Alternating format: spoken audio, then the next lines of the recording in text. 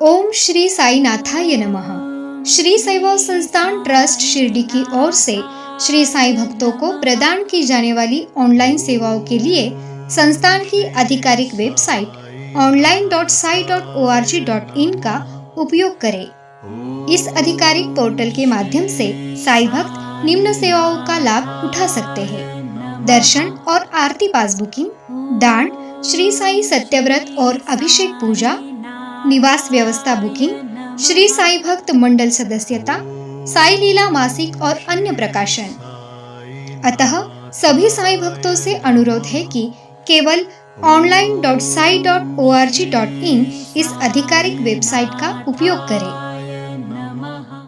श्री साईबाबांच्या दर्शनासाठी लाखो साई भक्त या ठिकाणी येत असतात, परंतु जे साई भक्त या ठिकाणी दर्शनासाठी येऊ शकत नाही अशा साई भक्तांची मागणी होती।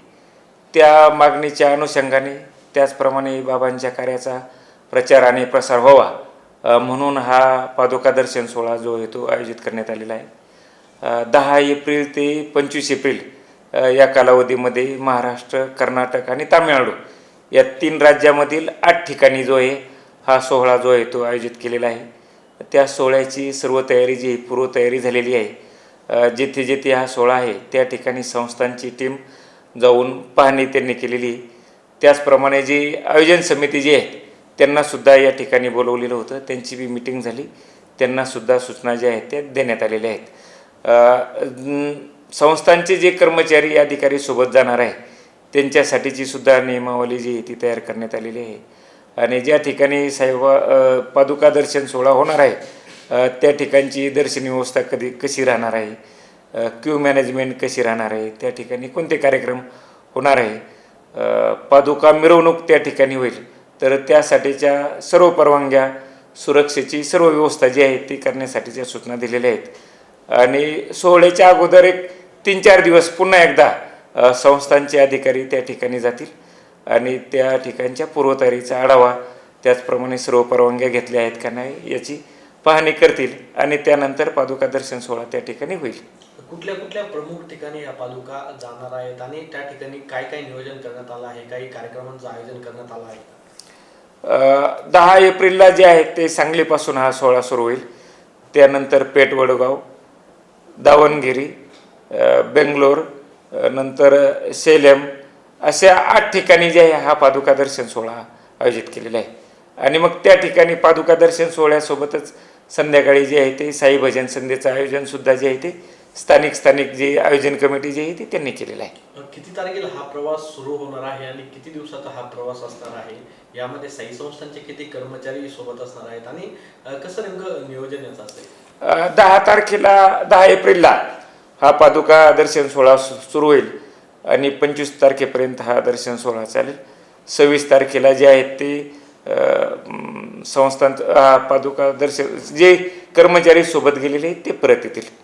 नेमकं सुरक्षेबाबत देखील काळजी घेतली जाणार आहे का? त्या ठिकाणी पोलीस अधिकारी असतील किंवा त्यांच्याशी काही संवाद देखील साधण्यात आला आहे का? त्यांना पत्रव्यवस्था झाली का? सुरक्षा पादुका दर्शन सोहळ्याच्या निमित्ताने सुरक्षेच्या संदर्भाने सर्व उपाययोजना करण्यात आलेल्या आहे।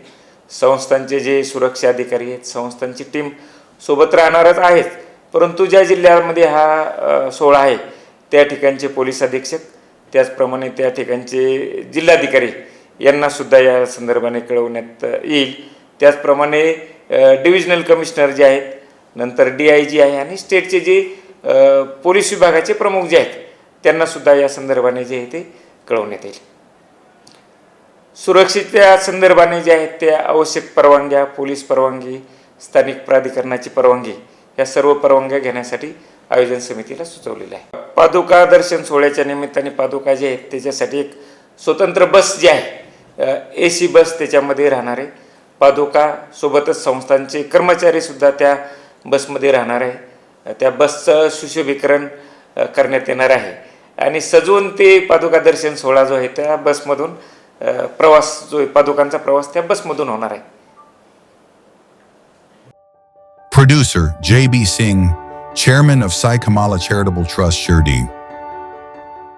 विश्वात्मक जंगली महाराज आश्रम ट्रस्ट संचालित अत्याधुनिक सुविधांसह नव्या स्वरूपात आत्मा मालिक हॉस्पिटल शिर्डी कोपरगाव रोड, कोकमठाण, तालुका कोपरगाव, जिल्हा अहिल्यानगर.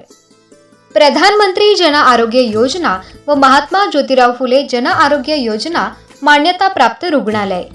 मोफत उपचार व शस्त्रक्रिया, अँजिओग्राफी, अँजिओप्लास्टी, बायपास सर्जरी, सर्व प्रकारचे ओपीडी केस पेपर फ्री, सर्व प्रकारचे फिजिओथेरपी मोफत, सोनोग्राफी फक्त 400 रुपयात, एक्स-रे फक्त 100 रुपयात, लॅब तपासणीवर 50% सूट, औषधींवर 20% सूट.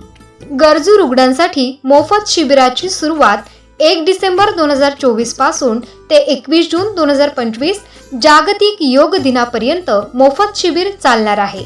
तरी सर्व रुग्णांनी या शिबिराचा लाभ घ्यावा. संपर्क क्रमांक 90 90 91 91 96 तसेच 7304 75 56 55.